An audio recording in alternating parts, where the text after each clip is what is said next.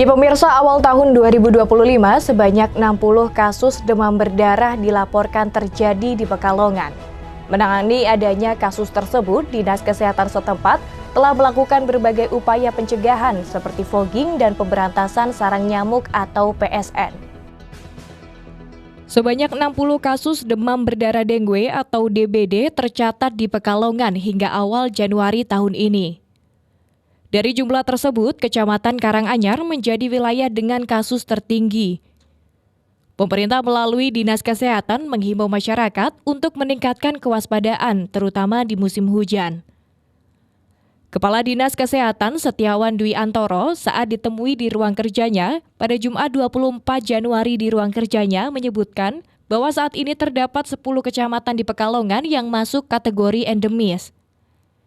Ia menilai fenomena perubahan cuaca di musim hujan menimbulkan banyak genangan air yang menjadi sarang nyamuk. Untuk menangani kasus yang sudah terjadi, Dinas Kesehatan terus melakukan berbagai langkah, termasuk fogging di sejumlah wilayah yang dilaporkan terdapat kasus. Selain itu, upaya pencegahan melalui pemberantasan sarang nyamuk atau PSN dengan metode 3M+ terus digencarkan. Ia juga mengapresiasi beberapa desa di wilayah endemis yang telah aktif melakukan kegiatan PSN secara mandiri. Oke, baik, terima kasih. Untuk di tahun ini kita memang patut waspada untuk kejadian demam berdarah. Karena sekarang kita ada 10 kecamatan yang endemis yang dulunya sporadis. Jadi kita memang harus hati-hati dan waspada untuk penanganan DBD ini. Di awal bulan ini kita sudah ada 60 kasus, ya, 60 kasus tersebar di 10 kecamatan, tertinggi di Kecamatan Karanganyar. Ya. Namun demikian kita tetap harus waspada, penanganan DBD harus dilakukan bersama-sama serentak dengan masyarakat. Perlu adanya PSN, pemberantasan sarang nyamuk dengan 3M+. Saya apresiasi untuk beberapa desa di daerah endemis sudah berjalan untuk kegiatan PSN ini.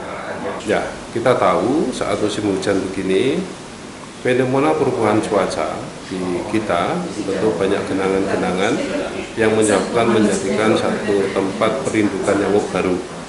Nah, ini yang perlu diwaspadai dan pentingnya di situ pembersihan untuk lingkungan kita agar tidak menjadi tempat perindukan.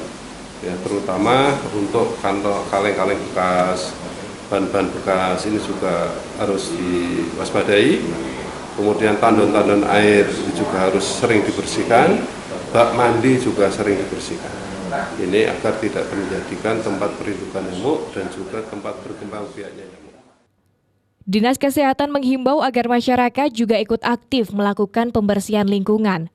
Langkah sederhana seperti menutup, menguras, dan mengubur barang bekas bisa mencegah penularan demam berdarah. Irfa Febriani, Batik TV, melaporkan.